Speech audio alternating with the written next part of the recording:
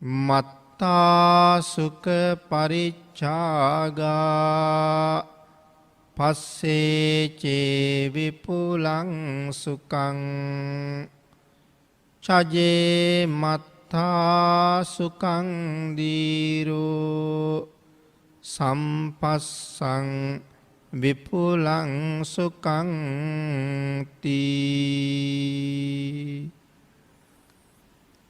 පින්නතනි, අද ධර්මදේශනාවේ මාතෘකාව හැටියට යොදාගත්ත මේ ගාථාරත්නය සඳහන් වෙලා තියෙන්නේ ධම්මපද පාළියේ ප්‍රකීර්ණක කියන වග්ගයේ.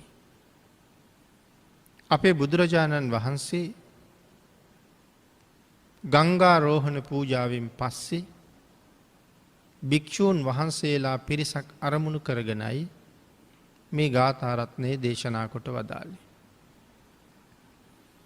මත්තාසුක පරිච්ඡාගා පස්සේ චේ විපුලං සුකං. මහත් වූ සැපයක් වෙනුවෙන් මද වූද සුළු වූද සැපයන් අත්හරින්න කියලයි දේශනා කරන්නේ. චජේ මත්තා සුකං ධීරෝ සම්පස්සං විපුලං සුකං. මේ ලෝකේ ඉන්න ප්‍රඥාවන්ත ඥානවන්ත අය මහත් වූ දේවල් බලාපොරොත්තුවෙන් සුළු සුළු දේවල් අත්හරිනවා. ඒක තමයි මේ ගාථාවේ සරල තේරුම. මේ ගාථාරත්නය මුල් කරගෙන එක ධර්ම දේශනාවක් මේ දේශනාවට කලින් සිදු කරලා තියෙනවා. ඒ දේශනාවෙන් මෙහි නිධානය සහ මෙහෙම ගාථාවක් බුදුරජාණන් වහන්සේ දේශනා කරන්නට යෙදුනේ කොයි වාගේ කාරණාවක් නිසාද කියන එක මනාව පැහැදිලි කරන්නට යෙදුණා. එහෙමනම් ඒ කාරණාවත් මනාව ශ්‍රවණය කරාම මේ පින්නතුන්ට මේ දේශනාව හොඳට ගලප ගන්න පුළුවන්. අපි එහෙමනම් දෙවනි දේශනාව කලින් දේශනාව නතර කරපු තැන ඉඳලා පටන් ගමු. මේ ගාථාරත්නය එක්ක හැම පැත්තටම කරුණු සාකච්ඡා කරන්න පුළුවන්. අහවල් පැත්තට මේ ගාථාරත්නය විවෘත නෑ කියලා කියන්න බැරි තරම් හැම පැත්තෙම කරුණු සාකච්ඡා කර හැකියි. නමුත් මේ දේශනාව තුළ අපි මේ සීලය කියන මාතෘකාව එක්ක විතරක් මේ කාරණාව ටිකක් සාකච්ඡා කරන්න බලමු. පින්නතුනි, ශ්‍රේෂ්ඨ වූ මනුස්ස ජීවිතයක් මොනවා නිසා ලැබුණද කියන කාරණාව හොඳට බණ අහන අය දැන් දන්නවා. මනුස්ස ජීවිතයක් ලැබෙන්නේ සංසාරේ හොඳට සිල් රැකපු අයට. ඒ ලැබිච්ච මනුස්ස ජීවිතය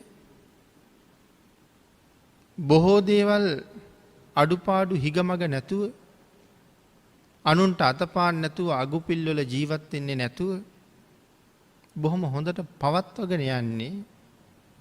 එහෙම නැත්නම් ඒ මනාව සිල් රැකලා සුගතියක උපන්න ශ්‍රේෂ්ඨ පුද්ගලයාට ඒ ජීවිතේ පවත්වන්න ලැබෙන්න ඕනේ මොනවද කියන කාරණාව සම්පූර්ණ කරන්නේ දානය කියලා දේශනා කළා. සීලය උපදින තැන තීරණය කරනවා. දානය ඉපදුනාට පස්සේ ලැබෙන දේවල් තීරණය කරනවා. සසර හුඟක් සිල් රැකපු නිසා ඒ සීලයේ කුසල් මෝරලා ඉස්මතු වෙච්ච නිසා මේ ශ්‍රේෂ්ඨ මනුස්ස ජීවිතය ලැබුණා. එහෙමනම් අදත් අපි ආපහු කරන්න ඕනේ මනාව සිල්ම ආරක්ෂා කරගන්න එකයි. අපිට බුදුරජාණන් වහන්සේ දේශනා කරපු ප්‍රාථමිකම සීලය අපි ඒකට කියන්නේ පන්සිල් කියලා. පින්නතුනි, අබුද්ධෝත්පාද කාලවලත් සත්පුරුෂ ප්‍රඥාවන්තයෝ මහ පුණ්‍යවන්තයෝ පන්සිල් ආරක්ෂා කළා. මේ කාරණාවෙන් වැළකීලා හිටියා මේ කරුණු පහෙන්. හැබැයි මේ මහා ප්‍රඥාවන්ත ප්‍රඥාවන්ත අය. එහෙමනම් බුද්ධෝත්පාද කාලයක අපේ නිත්‍ය සීලයේ බවට පන්සිල් පත් වෙලා තියෙනවා. සංසාරේ බොහෝ දුක් වලින් බේරිලා බොහොම සතුටින් නිමාව දක්වා මේ ගමන යන්න මේ පන්සිල් අපිට හුඟක් උදව් කරනවා.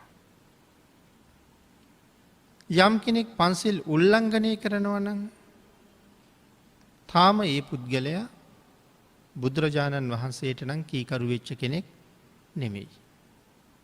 අනාදිමත් කාලයක් සංසාරේ අපි ඉපදිච්ච මැරිච්ච වාර ගණන මෙච්චරක් මෙපමණක් කියලා අපි කාටවත් කියන්න බෑ.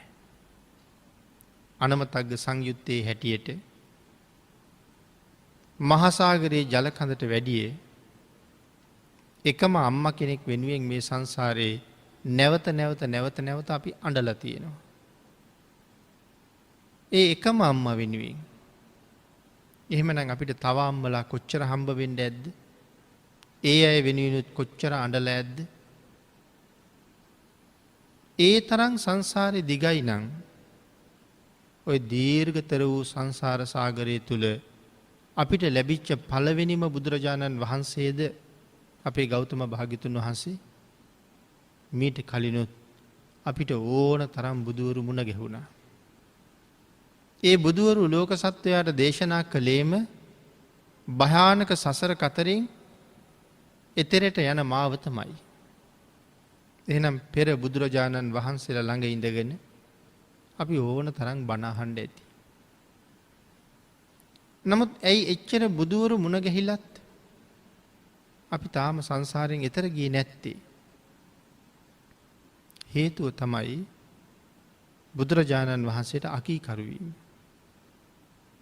එහෙම කියලා කිව්වේ දැන් අපේ නිත්‍ය සීලය පන්සිල්. එහෙනම් එදත් බුදුවරු දේශනා කළේ මේ පන්සිල්ම තමයි. ඒ වුණාට අපි තාම මේක ජීවිතයට එකතු කළේ නැහැ. අංගුත්තර නිකායේ පංචක නිපාතේ සඳහන් වෙන එක සූත්‍රයක පැහැදිලි කරනවා මේ ලෝකේ දුර්ලභම පුද්ගලයෝ 5 දෙනෙක් ගැන. එතන පළවෙනි පුද්ගලයා තථාගත අරිහත් සම්මා සම්බුදුරජාණන් වහන්සේ දුර්ලභයි. දෙවැනියට තථාගත සම්මා සම්බුදුරජාණන් වහන්සේගේම ධර්මය ලෝකයට දේශනා කරන පුද්ගලයා දුර්ලභයි. තුන්වෙනි දුර්ලභ පුද්ගලයා තමයි දේශනා කරන ධර්මය මනාව ශ්‍රවණය කරන කෙනා දුර්ලභයි.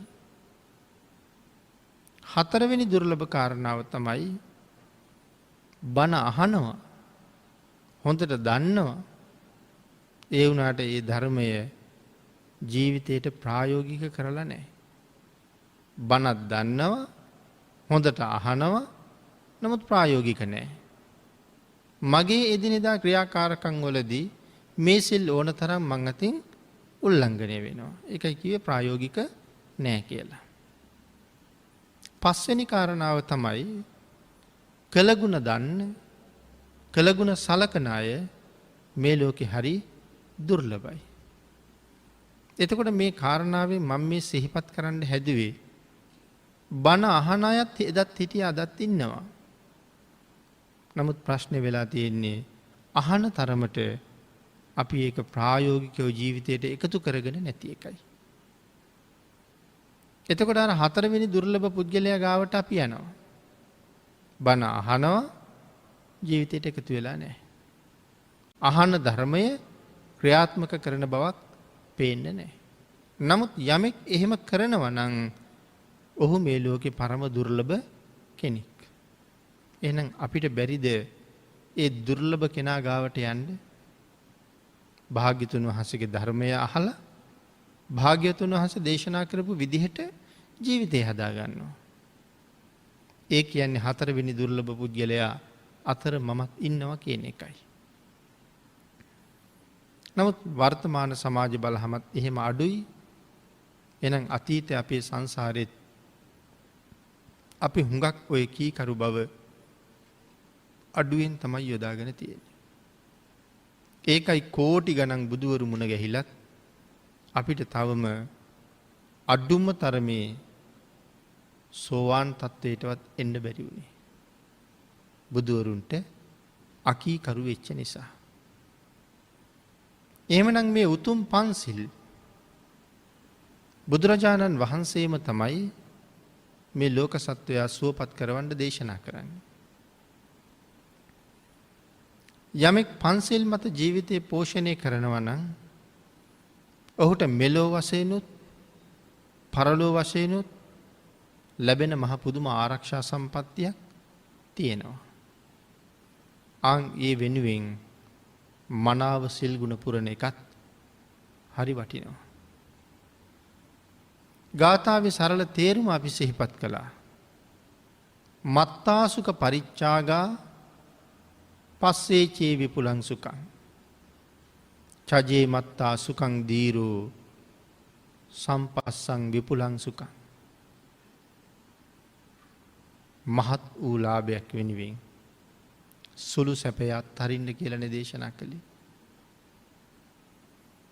මේ ජීවිතේ පොඩි පොඩි අවස්ථාවල් වල අපි පන්සිල් උල්ලංඝනය කරනවා.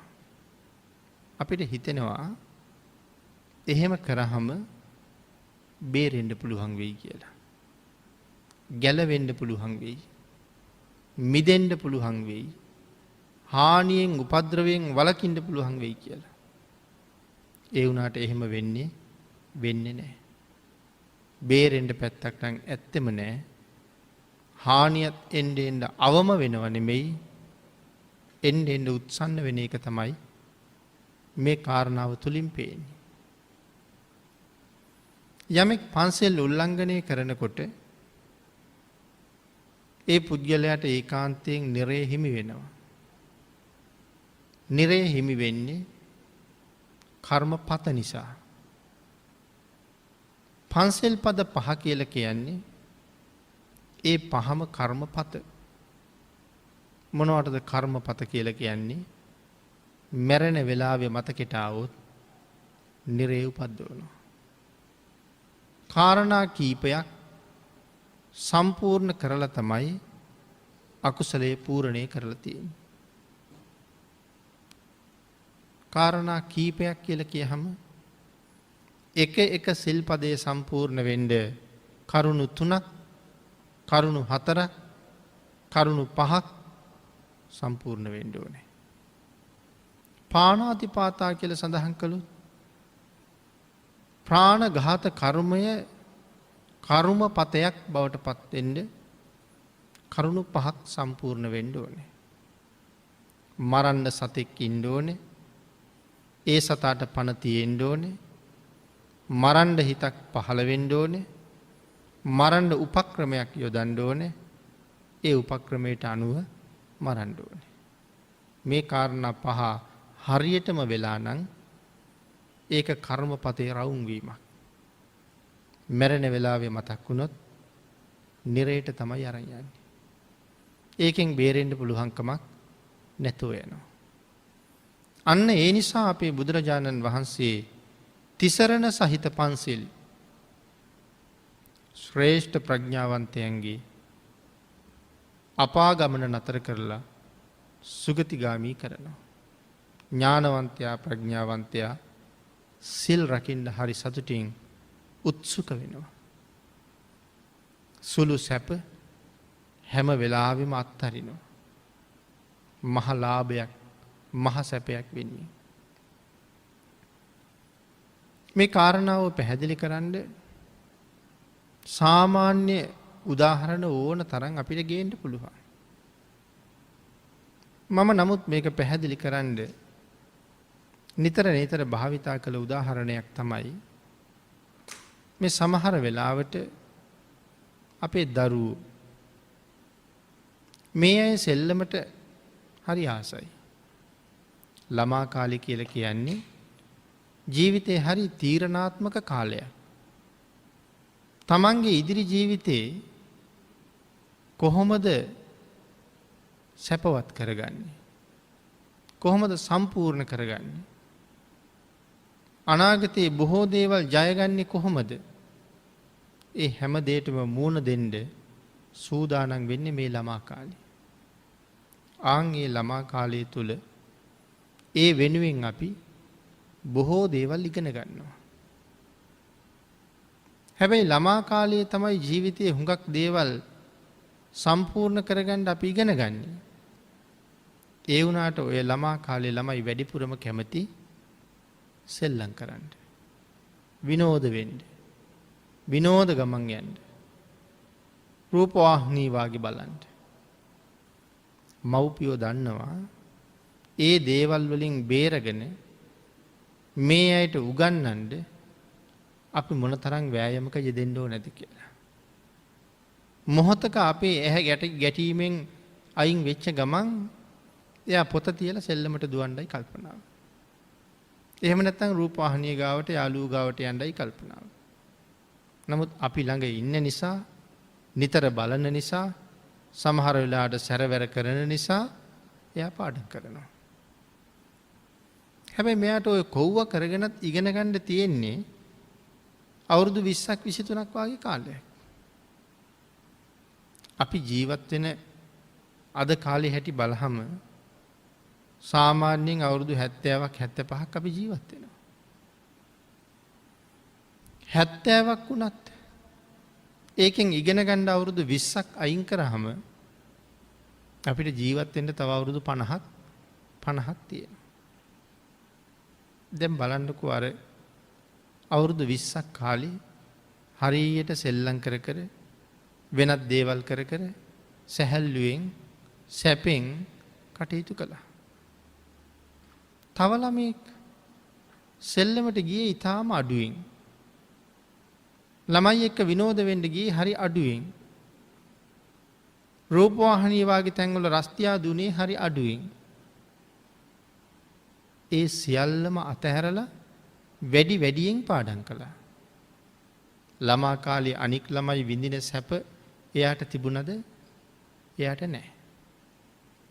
දැන් අවුරුදු 20ක් 23ක් ඉගෙනගෙන සමහරලාට ඉස්කෝලේ මහත්තයෙක් නෝන කෙනෙක්, ඉංජිනේරුවරයෙක්, එහෙම නැත්නම් නීතිඥවරයෙක්, දිසාපති කෙනෙක්, දොස්තර කෙනෙක් මේ වාගේ ලොකු තැනකට එයා ගිහිල්ලා.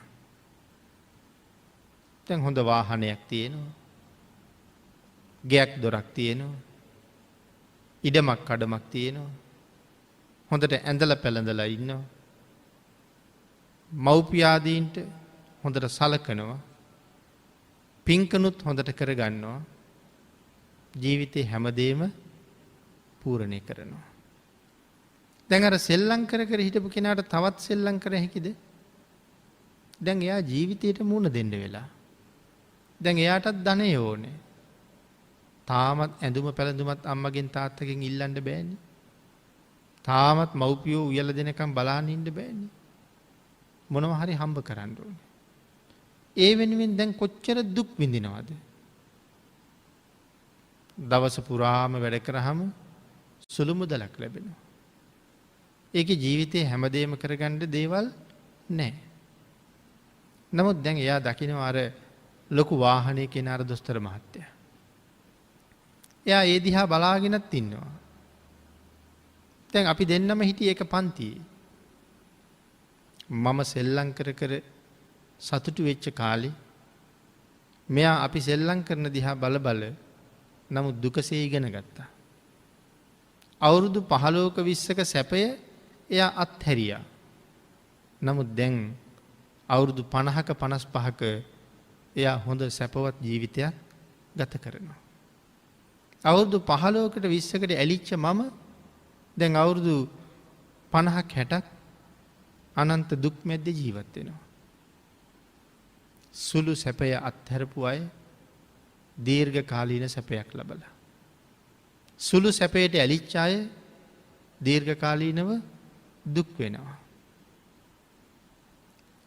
මව්පියෝ ගුරුවරු ළමයිට උගන්වන්න උගාක් මහන්සි වෙනවා. සමහර ළමයි එහෙම ඉගෙනගෙන තව විශේෂ අධ්‍යාපනයකට ගියා. විශ්වවිද්‍යාලෙ ගියත් අවුරුදු 4 පහු කරලා තව අවුරුද්දක් අරගෙන ඒ ඉගෙන ගත්ත එක විෂයක් විශේෂ වශයෙන් ආයෙත් ඉගෙන ගන්නවා. එහෙම ඉගෙන ගත්ත අය සාමාන්‍ය අවුරුදු 4ක් ඉගෙන ගත්ත අයටත් වඩා තවත් හුඟක් උසස් තැනකට ගියා තව ටිකක් කැපකිරීම කරපු නිසා. එතකොට අරටත් වඩා ලාභයක් ලබනවා. දැන් මව්පියෝයි ගුරුවරුයි අපි එකතු වෙලා මේ අවුරුදු 50ක 60ක ජීවිතේ සුවපත් කරවන්නනේ මේ දේවල් ඔක්කොම කළේ. ඒ අතර කෙනෙක් දිනුවා කෙනෙක් පෙරදුනා. හැබැයි බුදුරජාණන් වහන්සේ දැක්කේ අපි දකින මේ සාමාන්‍ය ජීවිතයේ දිහා විතරද? මේ ජීවිතය ගැන විතරද භාග්‍යතුන් වහන්සේ බැලුවේ? නෑ. භාග්‍යතුන් වහන්සේ අපිට දේශනා කළා සිල් රකින්න කියලා. පළවෙනි එක පාණාතිපාතා වේරමණී සික්ඛාපදං සමාදියාමි. ප්‍රාණඝාතයෙන් වළකින්න කියලා දේශනා කළා. ප්‍රාණඝාතයෙන් වැළකුණාම අපිට ලැබෙන ආනිසංස විශාල ප්‍රමාණයක් ධර්මයේ පැහැදිලි කරනවා. යමෙක් ප්‍රාණඝාතයෙන් යුක්ත නම් බොහෝසේ ඔහුගේ ජීවිතේ අනාරක්ෂිත වෙනවා. ඒ කාන්තයෙන් සතර අපාය උපද්දවනවා. කර්මපත වෙච්චහම සතර අපාය උපද්දවනවා. ඉතින් සතර අපා දුක මෙච්චරයි මෙපමණයි කියලා සීමාවක් කරලා සඳහන් කරලා ඉවර කරන්න බෑ. නමුත් නොයේක් ධර්ම දේශනාවල් වල අපා දුක පිළිබඳව කරුණු පැහැදිලි කරලා මේ අය අහලා තියෙනවා. ඒ නිසා ඒ පිළිබඳව ආයෙත් කරුණු ආවර්ජනය කරනවා කියන්නේ නැවත නැවත එකම කතා කරන එක. කෙසේ වෙතත් ප්‍රාණඝාතයේ එක විපාකයක් හැටියට සතර අපාය උපදින්න වෙනවා. මනුස්ස ලෝකේ ඉපදුනත් හුඟක් වෙලාවට අසම්පූර්ණ අංග ප්‍රත්‍යංග ලැබෙනවා. දැන් හිතන්නකෝ අපි කැමතිද අතපය නැතුව උපදින්න? ඇස් කන් නැතුව උපදින්න? කතා කරන්න බැරුව උපදින්න? අපි එහෙම කැමති නෑ. නමුත් එහෙම වුණා නම් උනේ ඇයි? ඒ කාලේ විනෝද වෙවි සත්තු මැරුවා. ප්‍රතිඵලයක් හැටියට නිරයවල් වල දුක් විඳලා වෙනත් කුසල කර්මයකින් සුගතියට ආහම අසම්පූර්ණ අංග ප්‍රත්‍යංග ලැබෙනවා. ඒ විතරකුත් නෙමේ අල්පායුෂ්කව මැරිලා යනවා. හරියට ලෙඩ රෝග. උපතේ ඉඳලම ලෙඩ. සමහර වෙලාවට සමහර මව්පියෝ නැත්තටම නැති වෙලා යනවා දරුවන්ගේ ලෙඩ වලට වෙදකම් කරන්න ගිහිල්ලා. සංසාරේ පව් කරලා මොකක් හරි හේතුවකින් මෙහි ආවත් අම්මා තාත්තටත් පුදුම විදිහේ අසහනකාරී ජීවිතයක් තමයි උරුම කරන්නේ. ඒ අයටත් එහෙම වෙන්න ඒගොල්ලොත් මේත් එක්ක සම්බන්ධ වෙච්ච සංසාරේ මොනවා හරි කර්මයක සම්බන්ධයක් ඒ අයටත් ඇති. නමුත් යම් කෙනෙක් ප්‍රාණඝාතයෙන් වළකිනවා නම් දේශනාවේ සඳහන් කරනවා හොඳ වෙන්නේ නැති තුවාල. අපි කියලා කියනවා ලොකු තුවාල වලට වනයක් කියලා. එහෙනම් වන ඒ වගේම ඔය හොරි වාගේ රෝග ඒ වගේම සඳහන් කරනවා පිළිකා විශේෂයෙන් තුවාල පිළිකා මේ වාගේ රෝග හැදෙන්නේ නැහැ කියලා. ප්‍රාණඝාතයෙන් වැළකුණාම දැන් කර්මය රවුම් වෙන්න කර්ම පත මට්ටමටපත් වෙන්න අපි සඳහන් කළානේ කාරණා 5ක් වෙන්න ඕනේ කියලා. අපේ කල්පනාව ගලකින් ගහලා මරන්න. ඒ හින්දා අපි සියලුම දේවල් සම්පූර්ණ කරලා අන්තිමට ගලෙන් ගහනවා. මැරුණොත් තමයි අපිට කර්ම පත වෙන්නේ. හැමෝම ගල් පාරවල් වැදිලා මැරෙනවද? සමහර අය ගල් පාර වැදිලා බේරිලා දුවනවා. තදේට වැටුනොත් බිම කැරකිලා නැගිටලා දුවනවා. සමහර අය විසි වෙවි දුවනවා. කොහොම හරි ගල් පාර වැදිලා හුඟක් තැළුණා. එතන පස්සේ වේදනාව නම් අඩු වෙලා යයි. නමුත් තැලිලා ලේ කැටි ගැහිලා එකතු වෙලා ගෙඩියක් හැදිලා පස්සේ එතන මොකද්ද හැදෙන්නේ? පිළිකාවක් හැදෙනවා. නැත්තම් ලොකු ගෙඩියක් හැදෙනවා. ඒ ගෙඩිය පුපුරනවා. සැරව ගලනවා. පණුව හැදෙනවා. ආන් ඒ වාගේ සිද්ධියකින් ඒ සතා දුක් විඳලා මැරිලා යනවා. ආන් එහෙනම් ප්‍රාණඝාතය නිසා අපිටත් පිළිකා වාගේ රෝගවලට ගොදුරු වෙන්න සංසාරේ හරියට අවස්ථාව තියෙනවා. නමුත් මෙතන සඳහන් කරනවා ප්‍රාණඝාතයෙන් වළකිනවා නම් වන පිළිකා ආදී දේවල් වලින් වැළකෙනවා බේරෙනවා කියලා. ඊළඟට බොහෝම ලස්සන රූප සම්පත් ලැබෙනවා කියලා සඳහන් කරනවා. අනික් අයගෙන් හරියට ආදරේ කරුණාව ප්‍රශංසාව ඒ දේවල් වලට භාජනය වෙනවා. මේ දේවල් අපි මේ ලෝකේ ලබන්න හුඟක් කැමති දේවල්.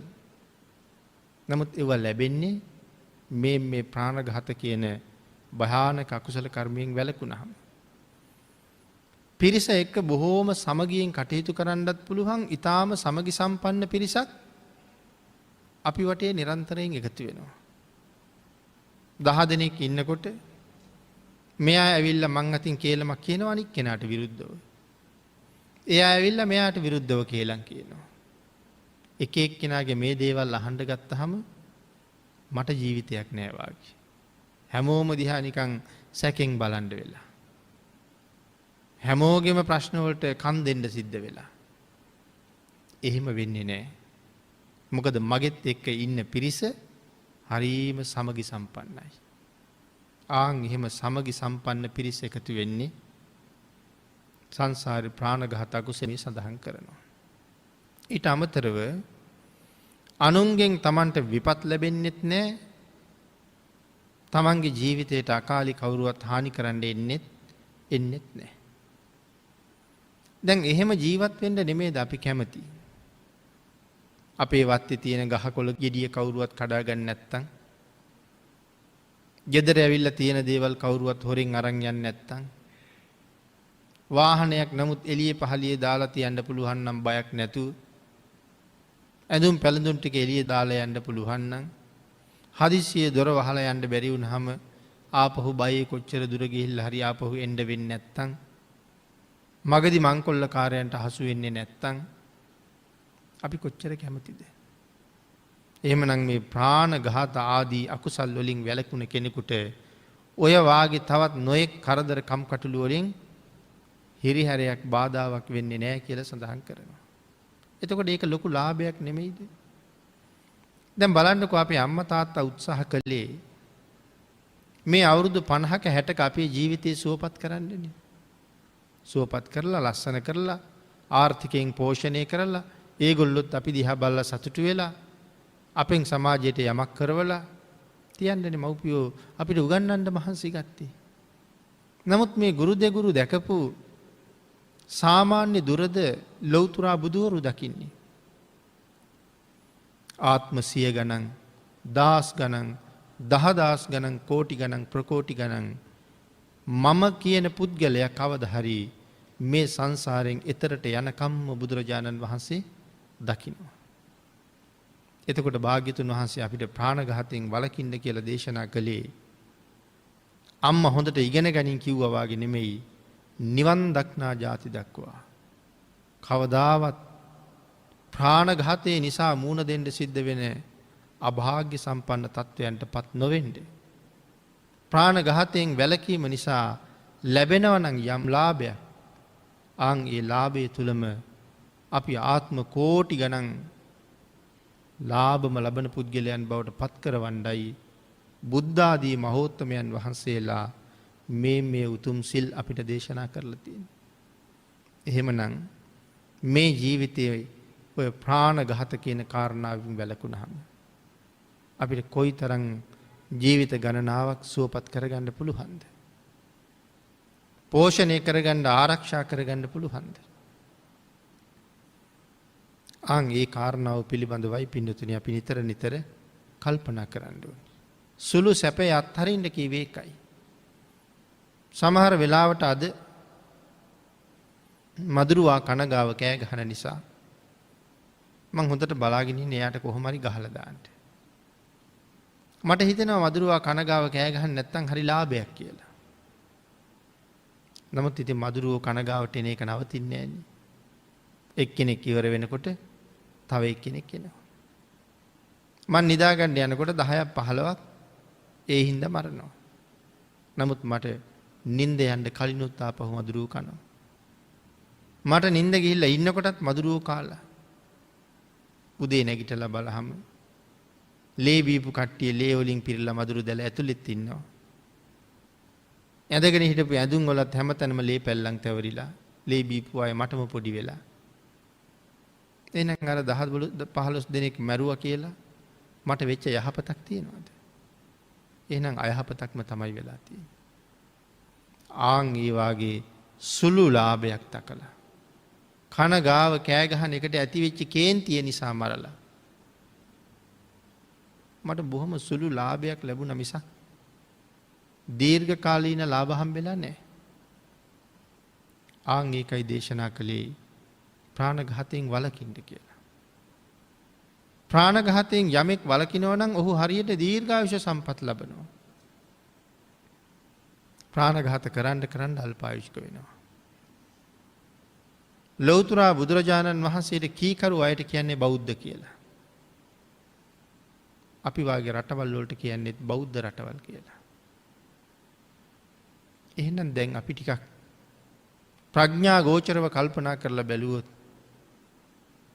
එහෙම බෞද්ධ රටවල් වල කොහෙද බෞද්ධ ප්‍රතිපත්ති තියෙන්නේ කියලා. එතකොට අපිට තේරෙනවා මේ නොයෙක් උවදුරු ජය ගන්න උත්සාහ කරලා තියෙන්නේ සත්තු මරලා. මැලේරියාව කිව්වේ එක කරදරයක්. ඩෙන්ගු කියන්නේ තව කරදරයක්. චිකන් ගුන්නියා කියන්නේ තව එකක්. කුරුළු උණ මී උණ නොයෙක් දේවල්. දැන් මේ උවදුර ජය ගන්න පුළුවන් වෙයිද මේ සත්තු මරලා? බුදුරජාණන් වහන්සේ දේශනා කළේ ප්‍රාණඝාතය කරලා කවදාවත් ඒ උවදුරු ජය ගන්න බෑ කියලා. මේ ජීවිතයේ සමහරලාට මදුරුව කාලා අපි මැරෙන්න පුළුවන්. හැබැයි කාලා ගියත් මරන්න නැතුව හිටියොත් මේ ජීවිතයේ සුළු පාඩුවක් තියෙනවා.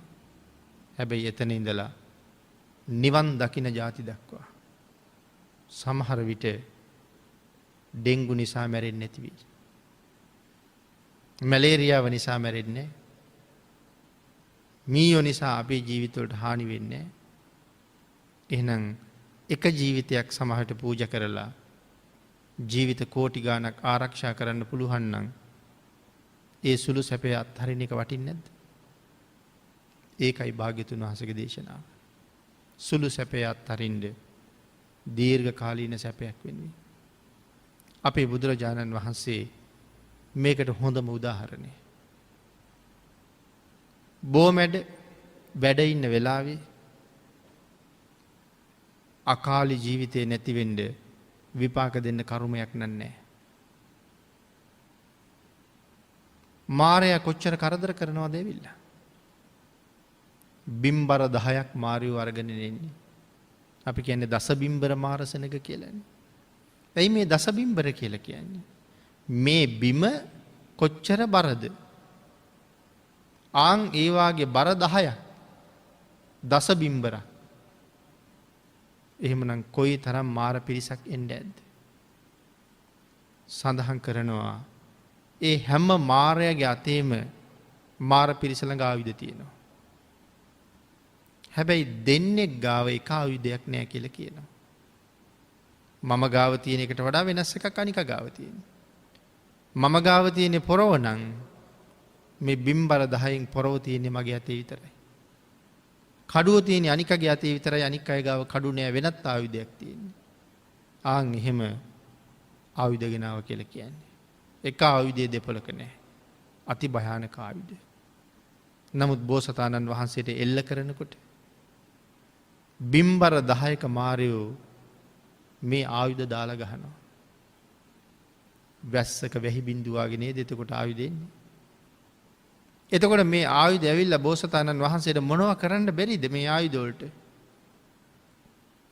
නමුත් මේ ආයුධ වලට ඇවිල්ලා බෝසතාණන් වහන්සේට කරන්න දෙයක් නැහැ. මේ ආයුධයකින් paludu කරලා බෝසත් ජීවිතය විනාශ කරන්න හේතුවක් නෑ. ආං ඒක හින්දා මාරයාගේ අතින් ගිලිහුණ කඩුව බෝසතාණන් වහන්සේ ළඟට එනකොට මලක් වෙනවා. මාරයෙකුගේ අතින් ගිරිහෙන කිනිස්ස බෝසතාණන් වහන්සේ ගාවට එනකොට මලක් වෙනවා. තවත් මාරයෙකුගේ අතින් ගිලිහෙන පොරව බෝසතාණන් වහන්සේ ගාවට එනකොට මලක් වෙනවා. තවත් මාරයෙකුගේ අතින් ගිලිහෙන කෙටේරිය බෝසතාණන් වහන්සේ ගාවට එනකොට මලක් වෙනවා. ඇයි මේ ආයුධයකින් කපලා මරන්න තරම් හේතු වෙච්ච කර්මයක් ඉතුරු වෙලා නැති නිසා ඒ ආයුධ ඔක්කොම සිරිපතුල ළඟ මල් හැටියට කොට ගෙහෙනවා. ආයුධ වරුසා, වැලි වරුසා, මඩ වරුසා, පරුවත වරුසා, ගිනි අඟුරු වරුසා, උණුවලු වරුසා, සර්ප වරුසා, මේ හැම එකක්ම පලාත හොලවගෙන මහ හඬ නගාගෙන ඇවිල්ලා බුදුරජාණන් වහන්සේ ළඟට වැක්කිරෙන්නේ වැලි නෙමේ මල්, ගිනි අඟුරු නෙමෙයි මල්, අලු නෙමේ මල්, පරුවත නෙමෙයි මල්. ඇයි මේ වගේ විපාක දෙන්න තරම් කර්මයක් නැහැ. එහෙනම් සංසාරේ ප්‍රාණඝාත අකුසලෙන් වැළකීච්ච අපිට කොහෙන්ද අකල් මරණය? මිනිස්සු ගාව සත්තු මරන්න, මිනිස්සු මරන්න හදාගත්ත භයානක ආයුධ ඕන තරම් තියෙන්න පුළුවන්. නමුත් මට බය නැහැ. ඇයි අපි සංසාරේ ප්‍රාණඝාත කරලා නැහැ කියලා පූර්ණ විශ්වාසයි මේ ජීවිතේ කරන්නෙත් නැහැ. ආන් ඒ හින්දා ලොකු සැපයක් නෙමෙයිද? ආන් ඒ මහ සැපේ වෙනුවෙන් සුළු සැපේ අත්හරින්නයි දේශනා කළේ. පින්නතුනේ ධර්ම දේශනාවට තියෙන කාලයත් නිමා වෙලා නිසා අපි ධර්ම දේශනාව නිමා කරමු. නමුත් මේ ගාථා රත්නය ආශ්‍රය කරගෙන කරන දේශනාව තව ටිකක් දේශනා කීපයක් හැටියට අපි ඉස්සරහට සිද්ධ කරමු.